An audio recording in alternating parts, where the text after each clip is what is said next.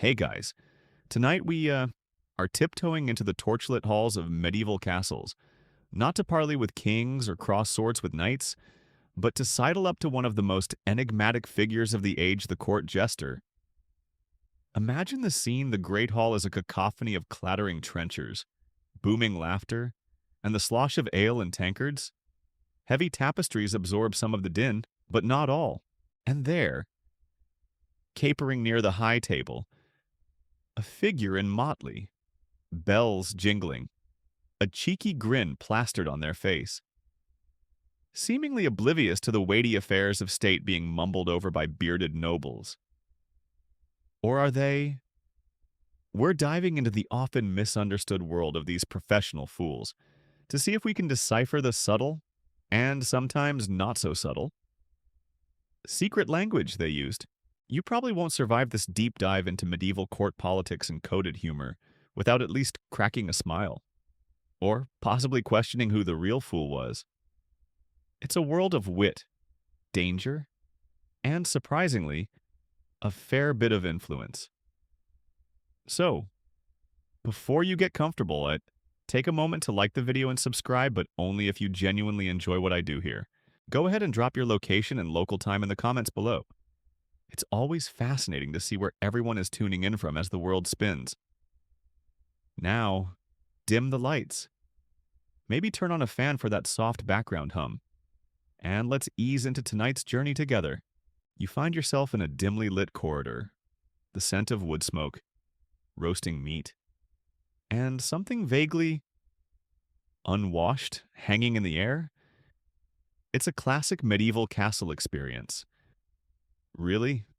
The stone walls are cold to the touch, even through your imagined layers of period-appropriate, probably itchy, wool. As you peek into the Great Hall, you see him, or her. For female jesters, though rarer, did exist.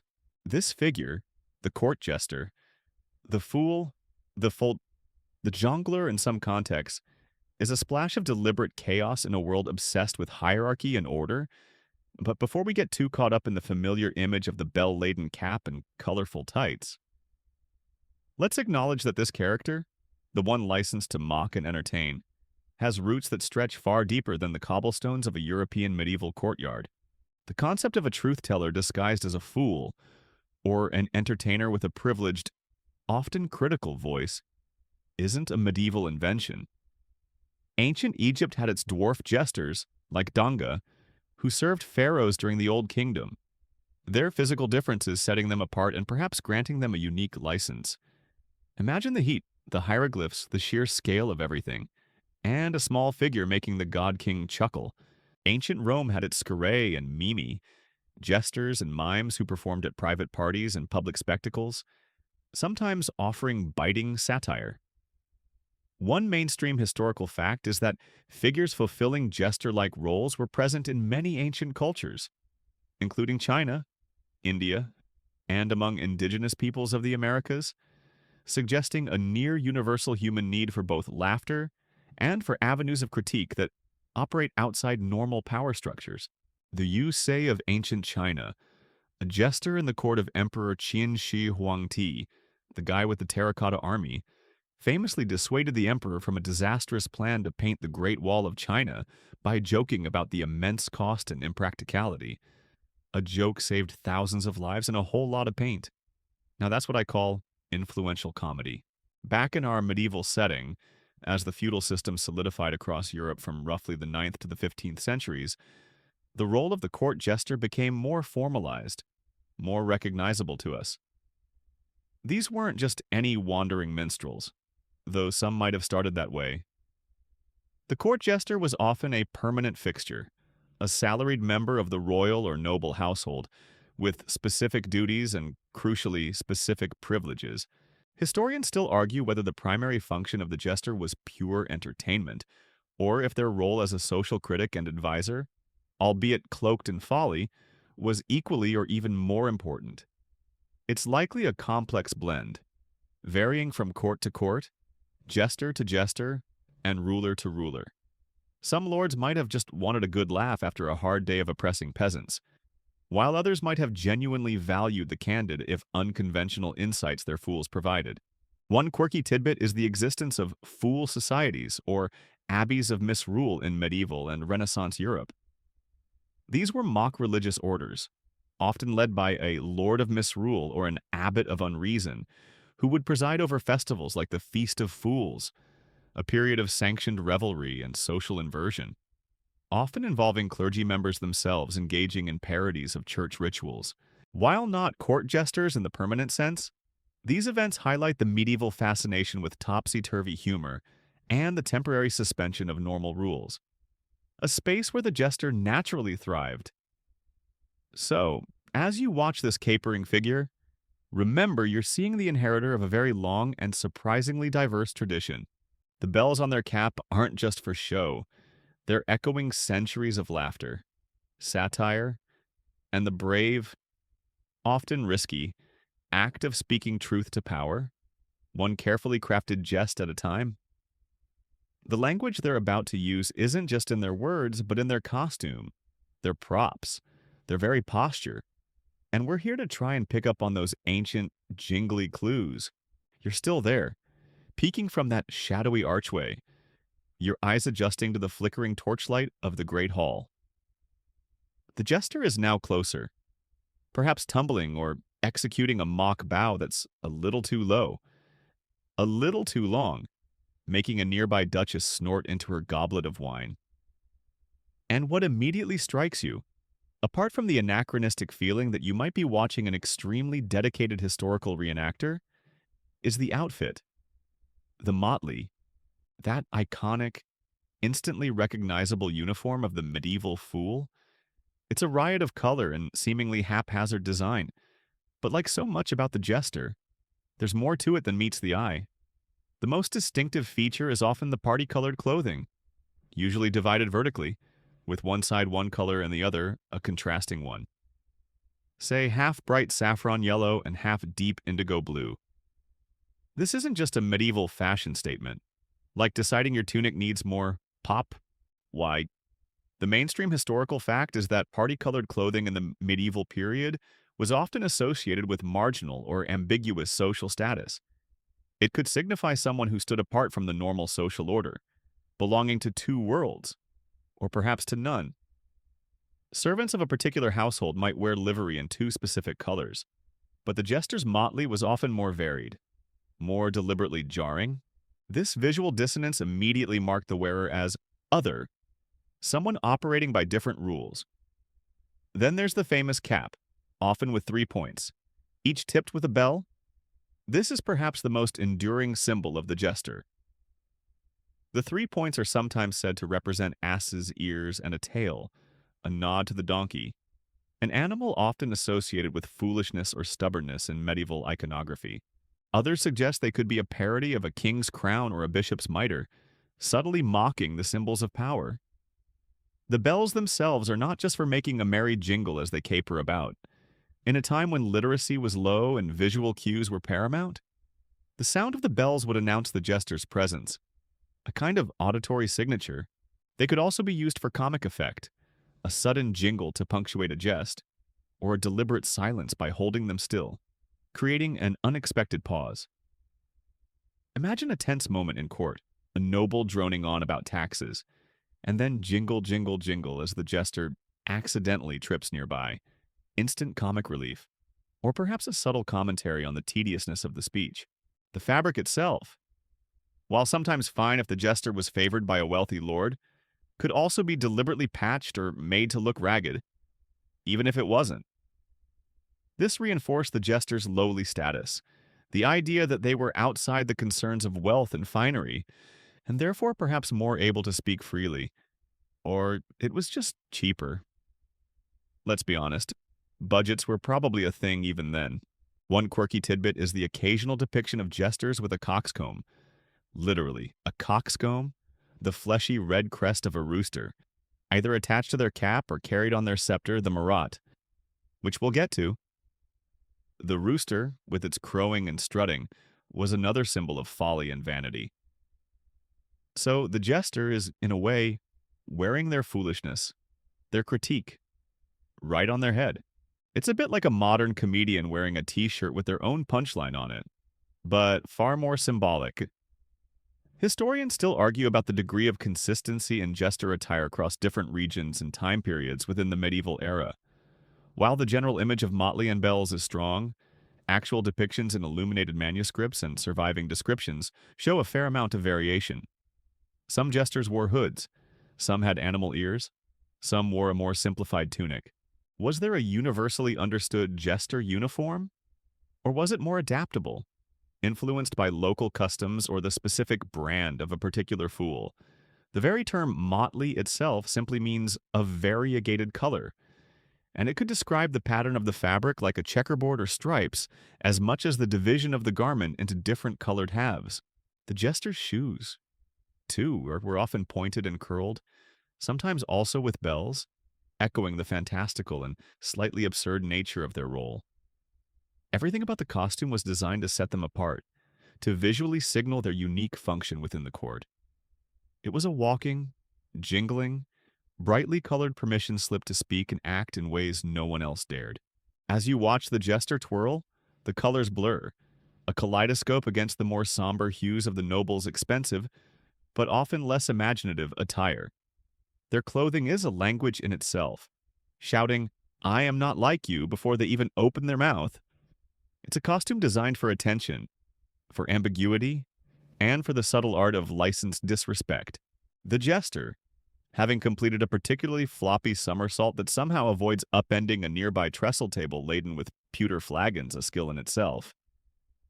That now engages in some rapid-fire banter with a portly baron. The baron is trying to look stern, but the corners of his mouth are twitching. It's clear this fool is more than just a clumsy acrobat or a teller of simple jokes. The role of the medieval court jester was surprisingly multifaceted, going far beyond what we might casually assume from the term entertainer. While keeping the mead-soaked nobles amused was certainly part of the job description, you wouldn't last long if you were consistently boring. Their function often extended into areas that might surprise you. One of their key roles, as you're witnessing, was that of a companion and confidant. Kings and powerful nobles lived in a world of constant political maneuvering, flattery, and potential betrayal. It was probably hard to know who to trust. The jester, by their very nature as an outsider, a licensed fool, could sometimes offer a more honest, unvarnished perspective. The mainstream historical fact is that many jesters formed close, long-lasting relationships with their patrons, acting not just as entertainers but also as informal advisors and even friends. Think of it, who else could tell the king his new ermine robe makes him look like a particularly fluffy badger and live to see the morrow the jester, with a well-placed jest, might just get away with it. This gave them a unique position to observe the inner workings of the court, to hear the gossip, to understand the undercurrents of power. They were, in a sense, the court's unofficial emotional barometer, able to gauge the mood and perhaps subtly influence it. If the king was in a foul temper, a skilled jester might know how to gently coax him out of it, or at least provide a safe outlet for his frustrations. A well-timed joke could diffuse a tense situation, or a silly song could lighten a somber mood after a long day of discussing, say, plague statistics or the latest treachery from a neighboring fiefdom. They were also, in some cases, record keepers or storytellers. In an age before widespread literacy and instant news feeds, imagine, no doom-scrolling the latest crusade updates. The jester might be responsible for remembering family histories, important events, or composing verses and songs to commemorate victories or mock enemies. Their rhymes and tales, while entertaining, could also serve as a form of oral history, a way of transmitting information and cultural values. Some jesters were also skilled musicians, jugglers, acrobats, and animal trainers. They were the all-in-one entertainment package. Need a lute ballad done? Need someone to juggle flaming torches without setting fire to the ancient, priceless tapestries? Hopefully done. Need a dog to do a backflip? Well, maybe. Their skill set was often broad and highly specialized. One quirky tidbit is the phenomenon of jester's privileges. which sometimes included the right to collect certain taxes or fines in jest. For example, a kiss from any woman passing under the mistletoe at Christmas, or a mock penalty from a noble who committed a faux pas. These were playful assertions of their unique status, turning the tables on the powerful, if only symbolically and temporarily. It's like having a universal get-out-of-jail-free card for minor social infractions, plus the ability to playfully fine your boss. Historians still argue about the extent to which jesters were involved in more serious matters of state. While the image of the jester whispering crucial advice into a king's ear is romantic, how often did this truly happen? And how much influence did they really wield? Were they merely tolerated entertainers? Or were some like the famous Triboulet court jester? To King Louis III and Francis I of France, genuinely valued for their sharp intellect and ability to offer critical insights, however eccentrically phrased, the evidence is often anecdotal, filtered through chronicles that might have their own biases. What's clear is that the jester was far from a one-trick pony. They were a complex blend of entertainer, social commentator, psychologist, and sometimes even a kind of walking, talking newspaper. Their job required intelligence, wit, courage, and an exceptional ability to read people and situations. As you watch the jester skillfully deflect the baron's mock anger with a perfectly timed pun, you realize this isn't just idle folly.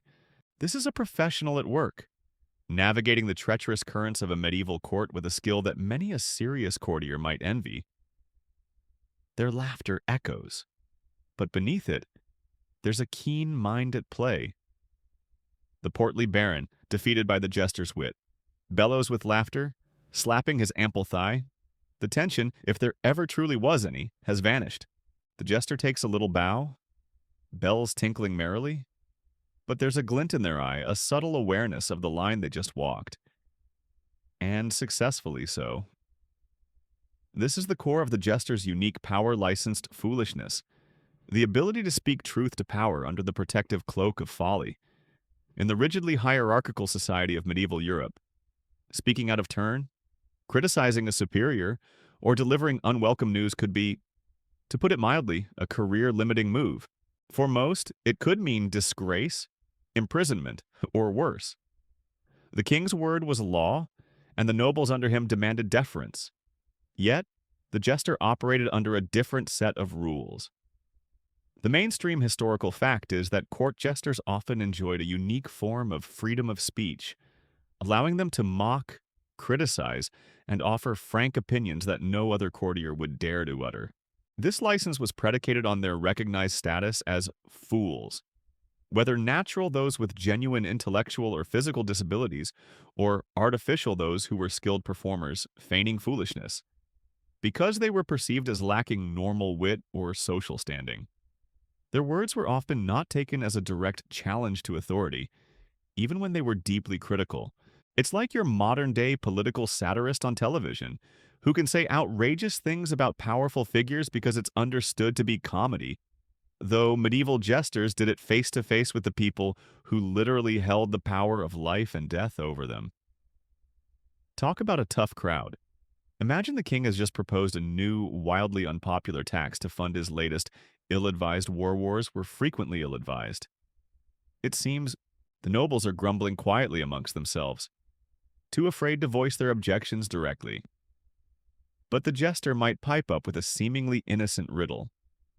My lord, what has a mouth but never speaks, and a bed but never sleeps, yet runs and often weeps with the coins of your people? Answer a river, but also, the treasury after a new tax. Or they might tell a story about a foolish king in a faraway land who bankrupted his kingdom with vanity projects, all while looking pointedly at their own monarch. The message gets through, but it's wrapped in a layer of deniability. Oh, he's just a fool. What does he know, the king might say, while perhaps privately considering the point? This plausible deniability was the jester's greatest shield. They could deliver the bitter pill of truth, but coat it with the sugar of humor. One quirky tidbit is the story of Archibald Armstrong, or Archie Jester, to King James I and Charles I of England. Archie was famously outspoken and often got into trouble for his sharp wit, particularly when he criticized powerful figures like the Archbishop Laud or the Duke of Buckingham. On one occasion, after the Duke of Buckingham's disastrous expedition to the Isle of Rhe, Archie reportedly greeted the king with, "What ails you, my liege? Is it that the Duke has returned without having achieved his purpose?" For which he nearly got a whipping. Eventually, his barbs against Archbishop Laud went too far, and he was formally dismissed and banished from court in 1637, a rare case of a jester's license being definitively revoked for speaking too much truth. It shows there was indeed a line, however blurry. Historians still argue about the true extent of this freedom. Was it a genuinely protected right, or was it entirely dependent on the whim of the ruler if a jester went too far? Could they truly rely on their fool's pardon, or were they just one bad joke away from the chopping block? The answer likely lies somewhere in between. A skilled jester knew their audience, understood the temperament of their lord, and was a master of gauging how far they could push the boundaries. It was a constant high-wire act, performed without a net. Their truth-telling wasn't just about grand political critiques. It could be about personal foibles, too. The jester might mock the king's vanity, a noble's greed, a lady's affectations. By holding up a distorted mirror to the court, they could expose hypocrisy and deflate egos. This function, while risky, could also be incredibly valuable. A ruler surrounded only by sycophants is a ruler in danger of losing touch with reality. The jester, the one voice not afraid to be contrary, could be a vital corrective.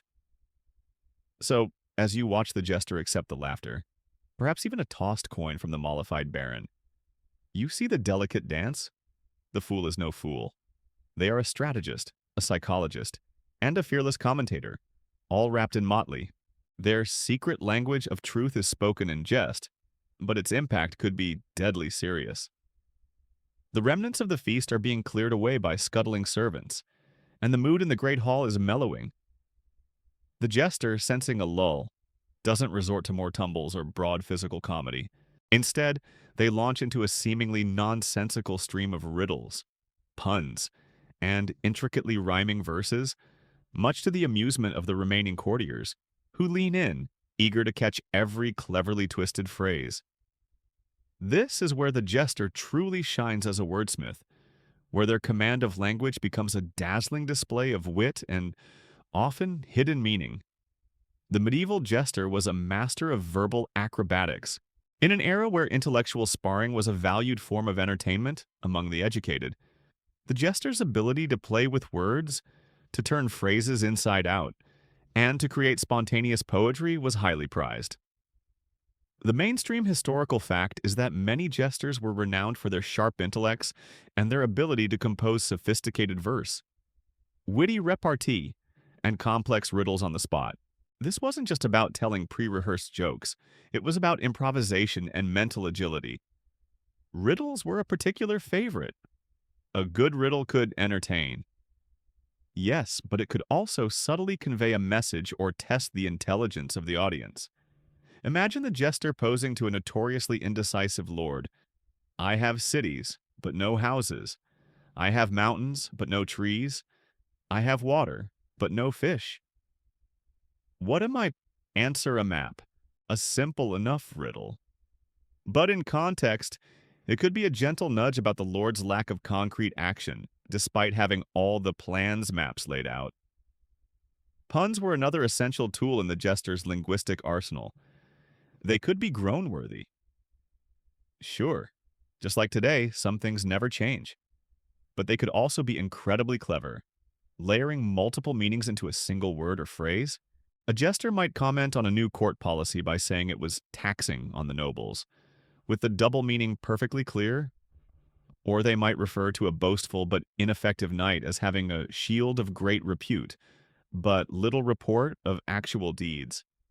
The humor comes from the unexpected collision of meanings, but the underlying critique can be sharp. Rhyming verses and satirical songs were also a staple. A jester could summarize the day's events, mock the latest fashions, or even offer a fool's commentary on a recent political decision, all set to a catchy tune or a flowing rhyme. This made the messages more memorable and, again, provided that crucial layer of deniability. It's just a silly song, right? Even if the lyrics are calling the Chancellor a greedy old goat. One quirky tidbit is the existence of flighting, a ritualized exchange of insults, often in verse, popular in medieval Scotland and England. While not exclusive to jesters, a skilled fool would likely excel at this verbal combat, able to out-insult opponents with elaborate and humorous put-downs. Imagine a rap battle, but with more these and thous, and probably some jokes about your dubious parentage involving a farm animal. Jesters might engage in flighting with courtiers, or even with other jesters, as a form of entertainment. Historians still argue about the extent to which jesters' wordplay was understood by everyone in the court. Were there more complex puns and allusions aimed only at the highly educated elite? Or was there a broader understanding of these linguistic games? Given the varying levels of literacy and education, it's probable that jesters tailored their humor to their audience, with some jokes having multiple layers, a simple laugh for the less sophisticated, and a deeper, more satirical meaning for those who could catch the subtleties. Their language could be a code, accessible to different people in different ways. You listen to the jester now, their voice rising and falling with practiced cadence, weaving a tapestry of words that is both delightful and dizzying. They might be using alliteration, assonance, complex internal rhymes, all the tricks of a seasoned poet, but delivered with a wink and a jingle of bells. It's a reminder that foolishness in this context is not about a lack of intelligence, but rather a different kind of intelligence, one that sees the absurdities and contradictions of the world and can articulate them in a way that is both entertaining and thought-provoking. Their words are their sharpest tools, their secret language spoken in plain earshot, yet carrying echoes of meaning that resonate long after the laughter fades. The jester, having finished their verbal gymnastics, now flourishes a rather peculiar object. It's a short staff or scepter, but instead of being topped with a fearsome eagle or a glittering orb, it's crowned with a miniature carved head, often a grinning caricature of the jester themselves, complete with a tiny motley cap and bells. This is the marotte, or bauble, one of the jester's most iconic props, and like everything else about them, it's laden with symbolic meaning. The marotte was, in essence, the jester's alter ego, their fool stick. The mainstream historical fact is that the marotte was a common attribute of court jesters from the late medieval period onwards, serving as both a mock scepter and a puppet for humorous dialogues or social commentary. It was a symbol of their office, much like a king's scepter or a bishop's crozier, but instead of signifying power and authority, it signified folly and licensed speech. When the jester held the marotte, they were in their official capacity as fool. They might consult with it, holding animated conversations with the carved head, allowing them to voice opinions or critiques indirectly. "My little lord here on a stick says your new beard. Sire, what looks like a squirrel has nested on your chin. Not my words, of course. He can be terribly blunt." This allowed the jester to say even more outrageous things, attributing them to the fool on the stick, thus adding another layer of deniability. The marotte could also be used in physical comedy. The jester might use it to playfully tap a pompous noble, or to conduct an imaginary orchestra, or even as a mock weapon in a pretend duel. The little bells on the marotte's own tiny cap would jingle, adding to the effect. Sometimes, the marotte's head was hollow and contained dried peas or pebbles, making it rattle when shaken, like a primitive maraca, adding another sound to the jester's repertoire. The carving on the marotte was often a grotesque or exaggerated face, reflecting the jester's role in highlighting the absurd or the unseemly. It was a visual reminder that the jester dealt in distortions and caricatures, holding up a funny mirror to the court. One quirky tidbit is that some marottes were designed with a bladder attached, often an inflated pig's bladder on a stick, which the jester could use to playfully hit people. This type of prop, also known as a slapstick, from which we get the term for that style of comedy, added an element of boisterous physical humor to their act. Imagine the surprise of a very serious ambassador getting a gentle thwack from an air-filled pig's bladder during a solemn court proceeding. It would certainly break the ice, or possibly international relations. Historians still argue about the deeper psychological symbolism of the marat. Was it simply a prop? Or did it represent the jester's other self, the source of their foolish wisdom? In a world where identity was often rigidly defined by social role, did the marat allow the jester to temporarily step outside even their own fool persona and comment from yet another remove? Some scholars see it as a complex tool for self-expression and social critique, a way of embodying the very nature of folly, a reflection of a reflection.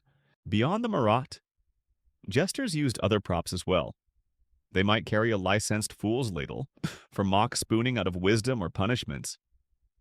Musical instruments were common: lutes, pipes, small drums, to accompany their songs and dances.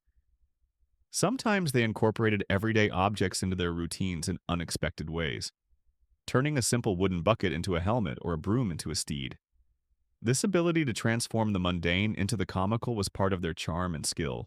The jester now holds their marat aloft, its tiny bells jingling. They bow to it, then make it bow back to the audience, its painted grin a silent echo of their own. It's a strangely compelling little object, this scepter of fools. It's a reminder that even the most seemingly silly items can carry weight, and that true insight can sometimes be found in the most unexpected and most miniature of faces. The marat is not just a stick with a head on it. It's a key to unlocking another layer of the jester's secret language, a dialogue with folly itself. The jester has put aside the marat for now and is engaged in a different kind of performance. Without uttering a single word, they are captivating the audience. Perhaps they are mimicking the mincing walk of a visiting diplomat who takes himself far too seriously, or the exaggerated piety of a court chaplain caught sneaking an extra pastry. Their face contorts into a perfect caricature, their body language precise and hilariously accurate. This is the jester's silent speech, the art of conveying complex messages and critiques through gesture, posture, and mimicry in a multilingual court, or when dealing with less literate members of the audience. Nonverbal communication was incredibly powerful. The mainstream historical fact is that many medieval jesters were highly skilled mimes and physical comedians, able to communicate effectively through gestures, facial expressions, and bodily movements. This skill was essential for cutting across social and educational divides, ensuring their humor and commentary could be understood by a wide range of people. Think about it. A subtle eye roll at the right moment, directed at a noble making a long-winded speech, could speak volumes without a single word being uttered. A sudden, exaggerated cower when a notoriously ill-tempered knight enters the room could be a silent, but very clear comment on his reputation. The jester's body was their instrument. They could use it to portray animals, to enact little comic scenes, or to parody the mannerisms of the high and mighty. This mimicry was a key part of their satirical arsenal. By exaggerating a well-known gesture or posture of a powerful individual, they could expose vanity, pomposity, or foolishness. Of course, this was a dangerous game. Mimicry, if too accurate or too biting, could easily offend. A skilled jester knew how to soften the blow with an element of absurdity or by quickly shifting to a more general, less targeted piece of physical comedy. It was about creating a caricature that was recognizable, but also funny enough to elicit laughter rather than anger. Imagine the jester perfectly imitating the king's unique way of adjusting his crown when he's feeling self-important, but then immediately transitioning into a silly dance. The king laughs, the court laughs, and the subtle point about royal vanity has been made and just as quickly glossed over. One quirky tidbit is the possible use of specific, almost coded gestures that might have had particular meanings within the subculture of jesters, or even within a specific court. While hard to prove definitively from historical records, it's conceivable that certain hand signals, postures, or even ways of ringing their bells could convey subtle messages to those in the know, perhaps a warning to another performer, or a secret joke shared with a sympathetic courtier. It's like an insider's wink, performed with the whole body. Think of old-timey stage magicians with their secret codes. Perhaps jesters had a similar, albeit less formal, system. Historians still argue about the influence of commedia dell'arte traditions on medieval jesters, or vice versa. Vice. Commedia dell'arte, the Italian form of popular theater that emerged in the 16th century, relied heavily on stock characters, improvisation, and physical comedy, with figures like Arlecchino Harlequin bearing some resemblance to the earlier medieval fool. Was there a direct lineage? Or did these forms of physical comedy develop in parallel, drawing from a common wellspring of popular entertainment traditions? The lines of influence are often blurry. The jester now concludes their silent routine with a series of dramatic and increasingly ridiculous buos, each one more contorted than the last. The audience is chuckling, appreciating the sheer physical skill and the humor conveyed without a single syllable. It's a reminder that language isn't just about words. The tilt of a head, the arch of an eyebrow, the slump of a shoulder, these are all part of the jester's rich and nuanced vocabulary. Their secret language was as much about the eloquence of movement as it was about the sharpness of wit. They could tell a whole story, or deliver a stinging critique, with nothing more than a well-timed pratfall or a perfectly executed facial expression. In the flickering torchlight, their exaggerated movements cast long, dancing shadows on the stone walls, a silent ballet of folly and insight. As you continue to observe the medieval court, you might notice that not all fools are cut from the same cloth. The jester capering with such agile wit and physical dexterity is clearly a skilled performer, their foolishness an artfully constructed persona. But there were other types of individuals who also filled the role of court fool, those whose folly was not an act. This brings us to the distinction medieval society often made between natural fools and artificial fools. The mainstream historical fact is that medieval courts employed both natural fools individuals with genuine cognitive or physical disabilities and artificial fools, clever performers who feigned foolishness. Both were valued for their ability to entertain and sometimes to speak truths that others couldn't.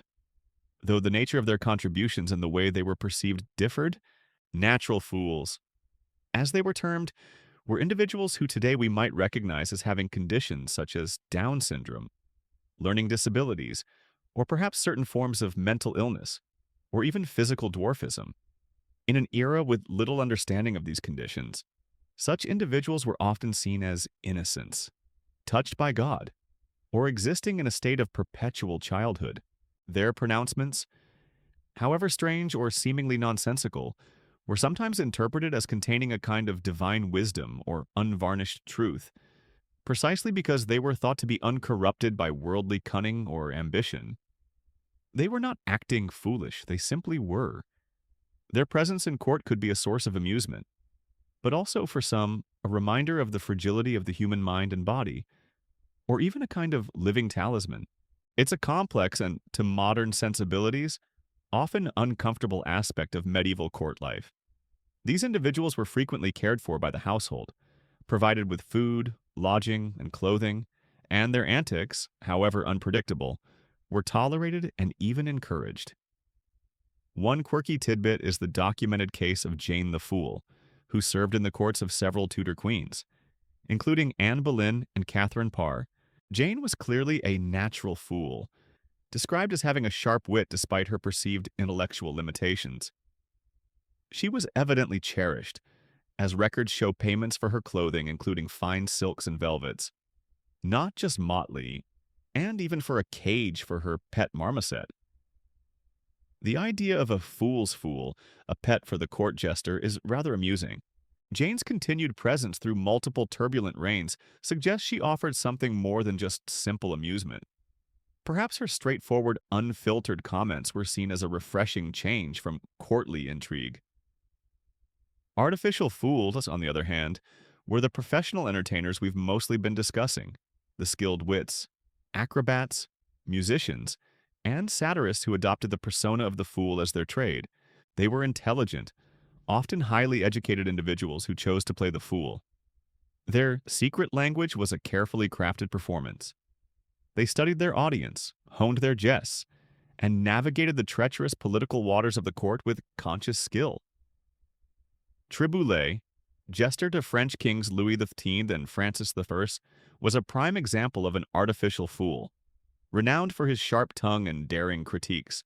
Will Sommers, fool to Henry VIII, was another known for his ability to amuse the notoriously temperamental king and even to offer him surprisingly sound advice.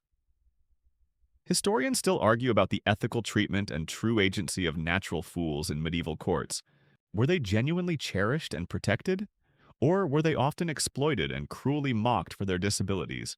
Their innocence merely a convenient label to justify their entertainment value?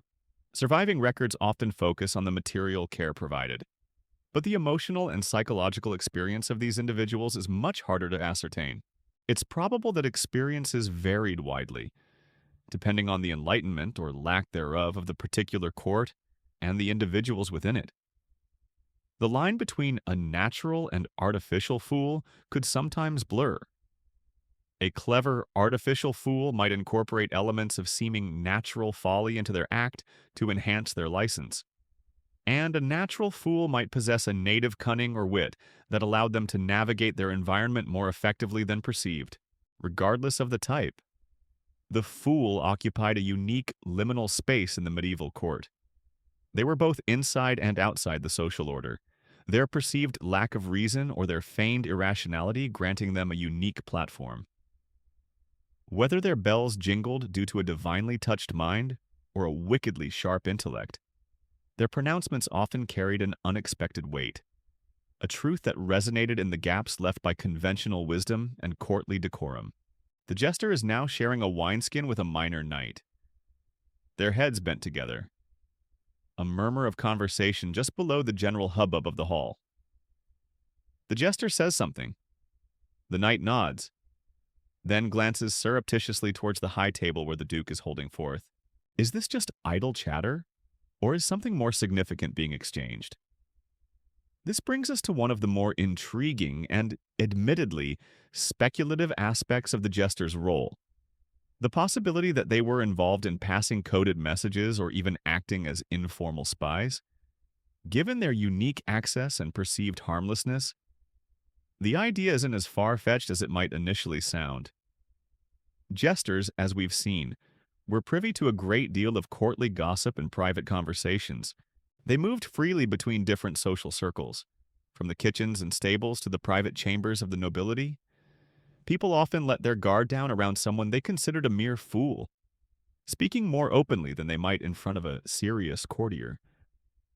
The mainstream historical fact is that jesters, due to their ubiquitous presence and the tendency for others to speak freely around them, were undoubtedly well informed about the inner workings and secrets of the court.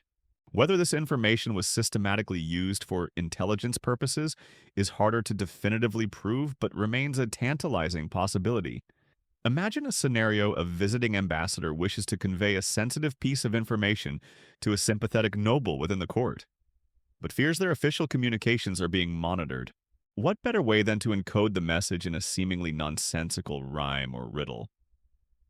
Delivered by the jester during their evening entertainment. The jester says, "My lord, why is a promise like a pie crust?" And the noble in the know understands the reference to a secret pact that is easily broken. To everyone else, it's just another silly joke. Or perhaps the jester, having overheard a treasonous plot being whispered in a dark corner, could alert their master through a carefully constructed allegorical tale about weasels in the royal henhouse. The deniability is built in.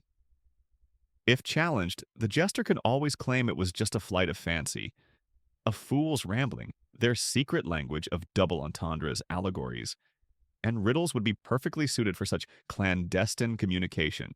One quirky tidbit is the story, possibly apocryphal, of a jester who used the colors of his motley attire to signal information. For example, if he wore a predominantly blue outfit one day, it might mean good news from a certain allied kingdom whose color was blue. If he wore mostly red, and it might signal danger or a warning from a rival power.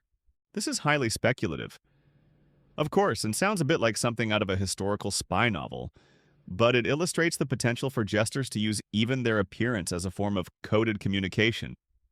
It's a fun idea, like a medieval mood ring. But for international diplomacy, historians still argue vehemently about the extent to which jesters were consciously employed as spies or disseminators of coded messages. While their role as information gatherers, even if passive, is generally accepted, the idea of them being medieval secret agents is more contentious. Skeptics point to the lack of concrete documentary evidence. Spycraft, by its nature, is rarely written down.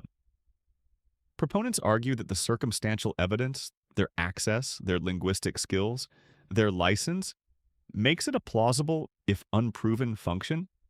It would require a jester of exceptional intelligence, discretion, and loyalty, and, of course, a master who was clever enough to utilize such an unconventional asset. The risks would be enormous.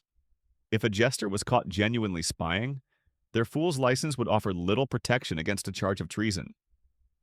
Yet, the potential rewards, a hidden channel of communication, an early warning system, might have been tempting for some rulers. As you watch the jester and the knight, their heads still close, you can't help but wonder, is the jester merely sharing a bawdy joke, or are they relaying a piece of vital intelligence picked up in the scullery? Is the knight simply enjoying a moment of levity, or is he receiving a subtle instruction or warning?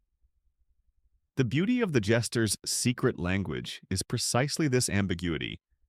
It allows for multiple interpretations, for messages to be passed under the guise of entertainment, for secrets to hide in plain sight, cloaked in the jingle of bells and the echo of laughter. The truth, like the jester, remains elusive, dancing just out of reach. The jester has just made a particularly pointed jest about the Duke's recent and rather disastrous hunting expedition, where the only stag bagged was by an over-enthusiastic hound. Much to the Duke's chagrin, the Duke's face, normally ruddy from good living and too much wine, darkens for a moment. The laughter in the hall falters. A collective breath is held. Then, the Duke throws back his head and lets out a roar of laughter, albeit one that sounds a trifle forced. The jester, with an almost imperceptible sigh of relief, grins broadly and launches into a self-deprecating joke about their own clumsiness.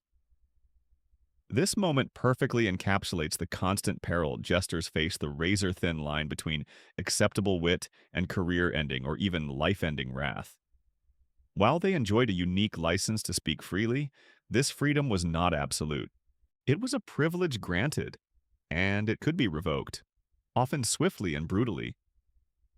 The mainstream historical fact is that jesters, despite their fool's pardon, were not immune to punishment if their words or actions were deemed to have crossed a critical boundary of disrespect or to have caused genuine offense to their powerful patrons. The consequences could range from a simple rebuke or a temporary banishment from court to flogging, imprisonment, or, in extreme cases, execution. It all depended on the temperament of the ruler, the nature of the offense, and the jester's own skill in navigating the aftermath. A jester had to be an expert psychologist, constantly reading the mood of their lord and the court. They needed to know which buttons they could push and which ones were connected to a metaphorical trapdoor. A king who was generally good-humored might tolerate a great deal of mockery, even finding it a useful way to gauge public opinion or to keep his own ego in check. But even the most tolerant ruler had their limits. A jest that touched upon a deeply sensitive personal matter, a battlefield defeat, a family tragedy, a physical insecurity, could easily backfire. Timing was everything. A joke that might be hilarious when the Lord was in a jovial mood could be disastrous if delivered when he was stressed, ill, or angry about something else. It was like walking a tightrope over a pit of very grumpy crocodiles. One wobble, and your dinner. One quirky tidbit involves the tale of Triboulet, the aforementioned jester to King Francis I of France. According to legend, and legends about jesters are plentiful and often embellished. Triboulet once slapped the king on the backside. Francis I was furious and threatened to have him executed. However, he offered Triboulet a reprieve if the jester could come up with an apology even more offensive than the original act. He would be pardoned. After some thought, Triboulet reportedly said, "I'm so sorry. Your Majesty, I mistook you for the Queen. Hi." This outrageous response so amused the king and perhaps the Queen, though history doesn't record her reaction that Triboulet was spared, though allegedly banished with the condition that he never appear in the king's sight again. He then cleverly returned the next day riding a donkey backwards, thus not technically appearing in the king's sight in the conventional manner. True or not, the story illustrates the daring wit and the precarious existence of jesters. Historians still argue about how frequently jesters actually faced severe punishment. Are the dramatic stories of banished or executed fools the exception rather than the rule, or do they represent a common reality, with many more unrecorded instances of jesters who simply disappeared from court after an ill-judged remark? The nature of historical records, which often focus on the sensational, makes it difficult to get a clear statistical picture. For every jester who overstepped, there were likely many more who skillfully managed their careers for decades, dying peacefully in their beds, or at least from something other than an axe to the neck. The secret language of the jester, therefore, wasn't just about conveying humor or criticism. It was also about self-preservation, the use of riddles, allegories, the marat as a scapegoat, and the cloak of feigned foolishness. All these were tools to deliver potentially dangerous messages with a degree of safety. It was a constant negotiation of boundaries, a performance where the stakes were incredibly high. You see the jester in the hall, now leading a slightly tipsy knight in a ridiculous dance. The tension from the Duke's momentary anger has passed, but the jester knows, and you know, that the danger is always there, lurking just beneath the surface of the laughter.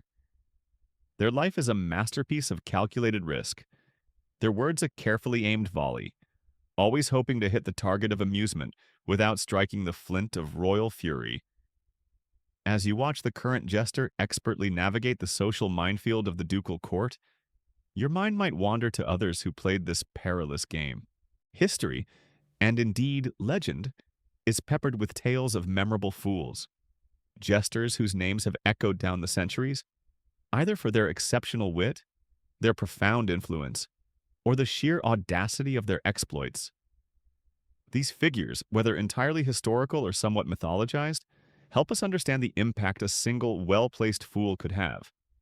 One of the most famous, almost archetypal jesters is Till Eulenspiegel from German folklore, though perhaps more of a wandering prankster and trickster figure than a stationary court jester in the classic sense.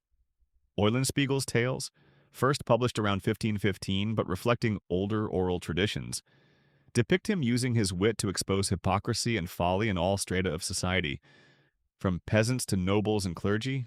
The mainstream historical fact is that collections of jest biographies, like those of Eulenspiegel, were incredibly popular in the late medieval and early Renaissance periods, indicating a fascination with figures who subverted social norms through humor and cunning. Eulenspiegel, whose name translates to owl mirror, perhaps implying he reflected wisdom through foolishness, or was just a fan of nocturnal birds and shiny things, would often take instructions literally to a fault, causing chaos and revealing the absurdity of rigid rules or pompous commands. He's less about a secret language and more about a very overt, disruptive one.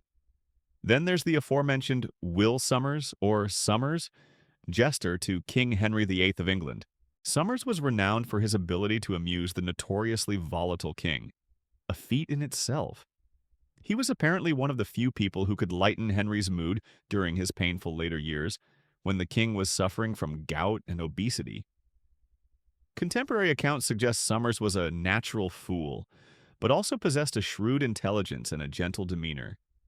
He wasn't known for biting satire, but rather for his warm humor and his ability to speak frankly, yet kindly, to the king.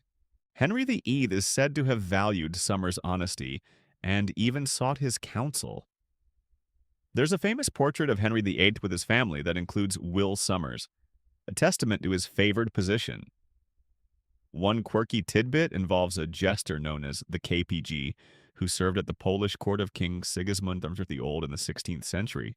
Stanchik, as he is more commonly known today, though that name might be a later attribution, became a symbol in Polish culture of the wise political commentator disguised as a fool. He is famously depicted in a painting by Jan Matejko, looking despondent after hearing news of the loss of Smolensk to Muscovy in 1514, while the rest of the court celebrates at a ball. Oblivious or indifferent, the painting portrays him as the only one understanding the true gravity of the political situation, a wise patriot in fool's garb.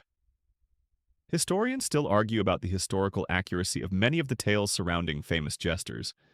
For figures like Eulenspiegel or even some aspects of Tribolet's legend, it's difficult to separate historical fact from later literary embellishment.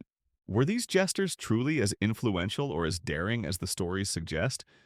Or have their personas been inflated over time to fit a romantic ideal of the wise fool?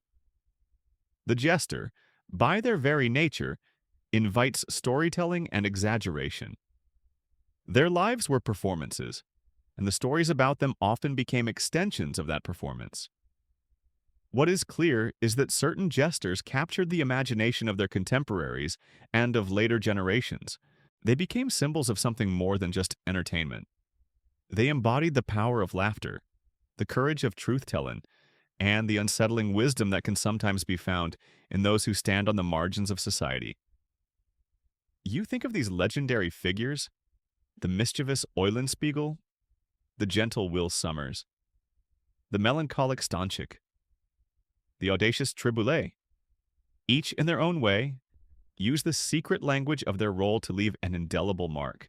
Their stories, whether wholly true or partly invented, remind us that even in the most rigid of hierarchies, the voice of the fool, if clever enough, could resonate with surprising power and clarity, often outlasting the pronouncements of the kings and queens they served.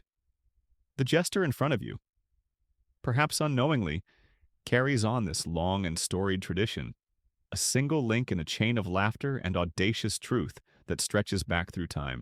As you watch the current jester expertly navigate the social minefield of the ducal court, your mind might wander to others who played this perilous game.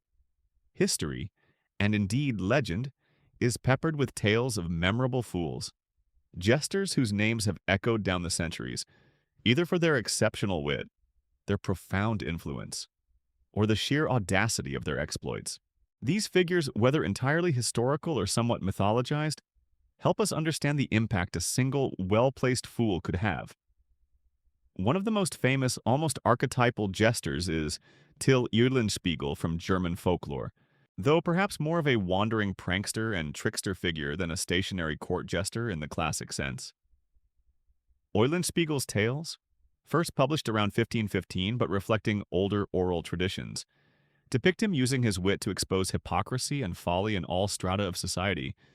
From peasants to nobles and clergy, the mainstream historical fact is that collections of jest biographies like those of Eulenspiegel were incredibly popular in the late medieval and early Renaissance periods, indicating a fascination with figures who subverted social norms through humor and cunning. Eulenspiegel, whose name translates to owl mirror, perhaps implying he reflected wisdom through foolishness, or was just a fan of nocturnal birds and shiny things, would often take instructions literally to a fault, causing chaos and revealing the absurdity of rigid rules or pompous commands. He's less about a secret language and more about a very overt, disruptive one. Then there's the aforementioned Will Sommers, or Somers, jester to King Henry VIII of England. Somers was renowned for his ability to amuse the notoriously volatile king, a feat in itself. He was apparently one of the few people who could lighten Henry's mood during his painful later years, when the king was suffering from gout and obesity. Contemporary accounts suggest Somers was a natural fool, but also possessed a shrewd intelligence and a gentle demeanor. He wasn't known for biting satire, but rather for his warm humor and his ability to speak frankly, yet kindly, to the king. Henry VIII is said to have valued Somers' honesty and even sought his counsel. There's a famous portrait of Henry VIII with his family that includes Will Sommers, a testament to his favored position. One quirky tidbit involves a jester known as the KP, who served at the Polish court of King Sigismund the Old in the 16th century. Stanchik, as he is more commonly known today, though, that name might be a later attribution, became a symbol in Polish culture of the wise political commentator, disguised as a fool.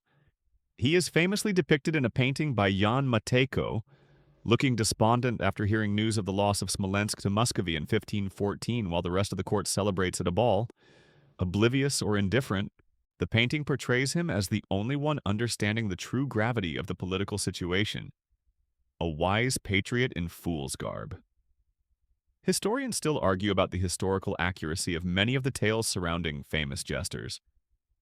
For figures like Eulenspiegel or even some aspects of Tribolet's legend, it's difficult to separate historical fact from later literary embellishment. Were these jesters truly as influential or as daring as the stories suggest?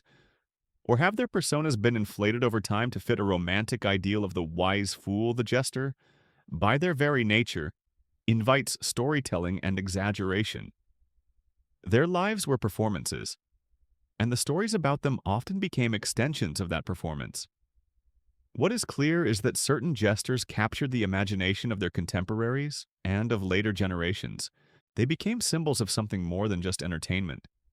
They embodied the power of laughter, the courage of truth-telling, and the unsettling wisdom that can sometimes be found in those who stand on the margins of society. You think of these legendary figures, the mischievous Eulenspiegel, the gentle Will Summers, the melancholic Stanchik, the audacious Triboulet, each in their own way, use the secret language of their role to leave an indelible mark. Their stories, whether wholly true or partly invented, remind us that even in the most rigid of hierarchies, the voice of the fool, if clever enough, could resonate with surprising power and clarity, often outlasting the pronouncements of the kings and queens they served. The jester in front of you, perhaps unknowingly, carries on this long and storied tradition, a single link in a chain of laughter and audacious truth that stretches back through time. While the image of the jester is most strongly associated with the grand halls and private chambers of royal and noble courts, the figure of the fool, the trickster, the licensed merrymaker, was not confined solely to these elite spaces. Variants of the jester archetype capered and cavorted in public squares, at village fairs, and during seasonal festivals, bringing their unique brand of humor and social commentary to a much broader audience. Their secret language of satire and symbolic mockery had a public dialect too. Throughout the medieval period and into the Renaissance, popular festivals like Carnival, Mardi Gras, May Day, and the Feast of Fools, which we touched on earlier, provided sanctioned outlets for misrule and social inversion. The mainstream historical fact is that these festivals often featured figures like the Lord of Misrule or Abbot of Unreason, temporary kings chosen to preside over the revelry, who would lead parades, stage mock ceremonies, and generally turn the established order on its head for a day. These figures, while not permanent court jesters, embodied many of the same characteristics. They used humor, parody, and often outrageous costumes to critique social norms and those in power, albeit in a temporary and ritualized context. Imagine your local village green transformed. It's the Feast of Fools. Someone is dressed as a bishop, but their mitre is lopsided and they're riding a donkey backwards, blessing the crowd with a tankard of ale. Musicians are playing out of tune on purpose, and common folk are wearing masks and engaging in boisterous, irreverent behavior. This wasn't just mindless revelry, it was a social safety valve, a way for ordinary people to release pent-up frustrations and to playfully challenge the rigid social hierarchy, all under the guise of traditional festivity. Traveling troops of performers, minstrels, and jongleurs also brought jester-like entertainment to towns and villages that didn't have a resident court fool. These performers might include acrobats, musicians, storytellers, and comedians who could adapt their acts to suit different audiences. They might perform in marketplaces, at weddings, or in the halls of lesser gentry. Their humor was often broader, more physical, and perhaps more reliant on slapstick and easily understood jokes than the sophisticated wordplay sometimes found in royal courts. One quirky tidbit is the Ship of Fools allegory, which became incredibly popular in the late 15th century, most famously through Sebastian Brant's book of the same name, published in 1494. The book satirizes contemporary vices and follies by imagining a ship crewed entirely by fools and madmen, drifting aimlessly towards a fool's paradise. Illustrated with vivid woodcuts, it depicted fools from all walks of life, each representing a particular sin or foolish behavior. This concept resonated widely, suggesting a societal preoccupation with folly, not just as entertainment, but as a moral and social concern. It's like a medieval version of a satirical magazine, with fools as the star contributors. Historians still argue about the degree of genuine social critique embedded in these popular forms of folly versus their function as mere entertainment or social control. Were these festivals and traveling performers truly challenging the established order? Or were they ultimately reinforcing it by providing a temporary, controlled outlet for dissent? After which everyone went back to their prescribed roles. It's likely a bit of both. The laughter and mockery could certainly highlight injustices and absurdities. But the very fact that such displays were often sanctioned, or at least tolerated by authorities, suggests they didn't pose a fundamental threat to the power structure. The village fool, a figure often found in smaller communities, might also be considered a cousin to the court jester. This individual, perhaps a natural fool or simply an eccentric character, might be teased but also cared for by the community. Their pronouncements sometimes listened to for their accidental wisdom or their unique perspective. So, the jesters' bells didn't only jingle in castles. Their echoes could be heard in the laughter of a festival crowd, in the songs of a traveling minstrel, in the shared joke at a village fair. The need for humor, for a release from the everyday, and for a way to speak about uncomfortable truths, was universal. The secret language of the fool, in its many dialects, was understood by peasant and prince alike, a testament to the enduring human capacity to find wisdom in folly and to laugh, even in the face of hardship. The medieval period, with its distinct social structures and cultural norms, provided a fertile ground for the court jester to thrive. However, as the centuries turned and Europe transitioned from the medieval era into the Renaissance and then the early modern period, the role and prominence of the traditional court jester began to wane.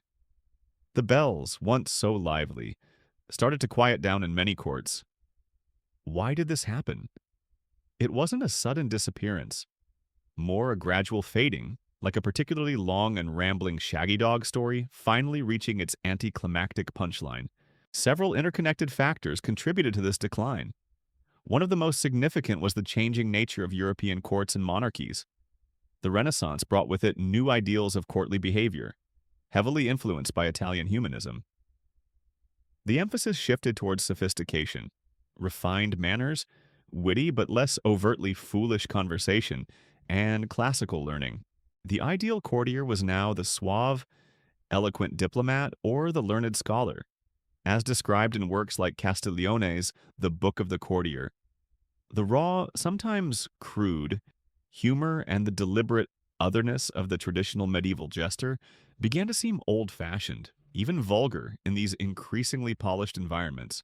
The mainstream historical fact is that by the 17th and 18th centuries, the institution of the court jester had largely disappeared from most major European courts, replaced by other forms of entertainment like masques, opera, and theater, and by wits and satirists who operated in a more literary fashion.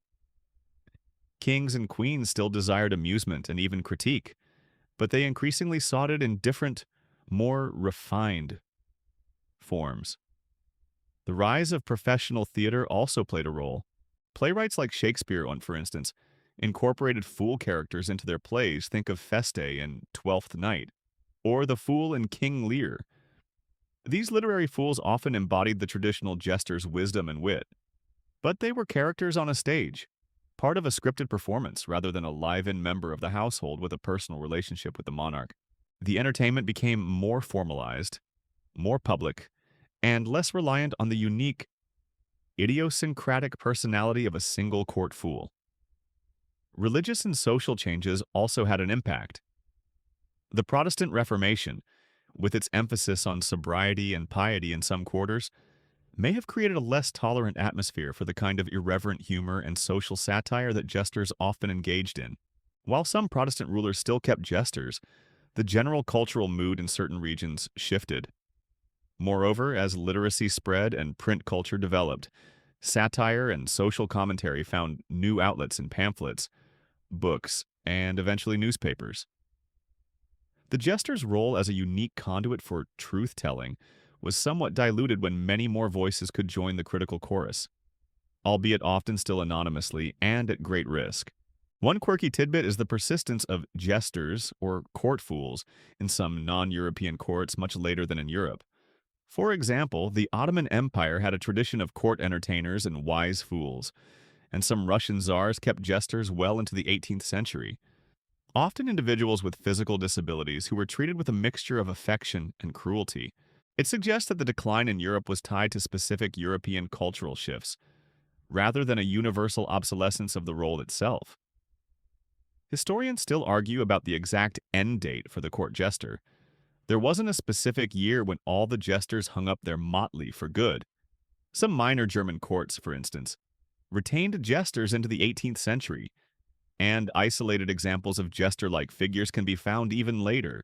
Was it a slow decline into irrelevance? Or were there specific moments or rulers who actively decided the traditional fool was no longer needed or appropriate? The transition was likely piecemeal and varied from place to place. You can almost imagine an aging jester in a rapidly modernizing court, his old jokes falling flat, his marotte gathering dust, as the courtiers gathered to discuss the latest scientific discoveries of the Royal Society, or the nuances of Cartesian philosophy. The world was changing, and the particular niche occupied by the medieval jester, with his bells and bladder on a stick, was shrinking.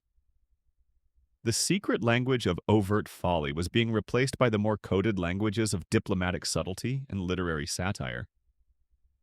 The laughter didn't die, but its official motley-clad source in the royal court was fading into the historical twilight. Though the formal institution of the court jester largely faded from the grand stages of European power by the 18th century, the spirit of the jester, that unique blend of humor, truth-telling, and social critique, proved to be remarkably resilient. The jester didn't so much disappear as morph, their essence seeping into new forms of entertainment, literature, and social commentary. The archetypal figure of the fool, the one who speaks wisdom through apparent nonsense, continues to echo through our culture even today. Think about modern entertainment. The stand-up comedian, taking to the stage with a microphone instead of a marotte, often fulfills a role remarkably similar to that of the court jester. They observe society, mock its absurdities, critique powerful figures, and expose hypocrisy, all under the guise of making us laugh. The mainstream historical fact is that many forms of modern satire and comedy, from political cartoons and satirical news shows to stand-up comedians and comedic theater, share a direct lineage with the traditions of court jesters and popular folly. They operate in that same privileged space where humor allows for the expression of uncomfortable truths. Shakespeare's fools, as we mentioned, are a crucial bridge. Characters like Feste in Twelfth Night, Touchstone in As You Like It, or the Fool in King Lear are not mere comic relief. They are often the wisest characters in the play, their songs, riddles, and seemingly nonsensical pronouncements cutting to the heart of the dramatic situation, exposing the folly of the sane characters around them. These literary jesters kept the archetype alive in the cultural imagination long after their real-life counterparts had largely vanished from court. The jester archetype also pops up in opera like Rigoletto, the tragic court jester in Verdi's opera, in novels, and even in comic books and graphic novels. The Joker in the Batman comics, for instance, is a dark and twisted version of the trickster Haxesh jester figure, using chaos and a grotesque form of humor to challenge the established order. He's certainly not telling gentle truth to a benevolent king, but the disruptive, boundary-pushing energy is a distorted echo. One quirky tidbit is the ceremonial role of the king's champion in British coronation ceremonies. While not a jester, this figure, traditionally fully armed and mounted, would ride into Westminster Hall during the coronation banquet and challenge anyone who denied the monarch's right to the throne.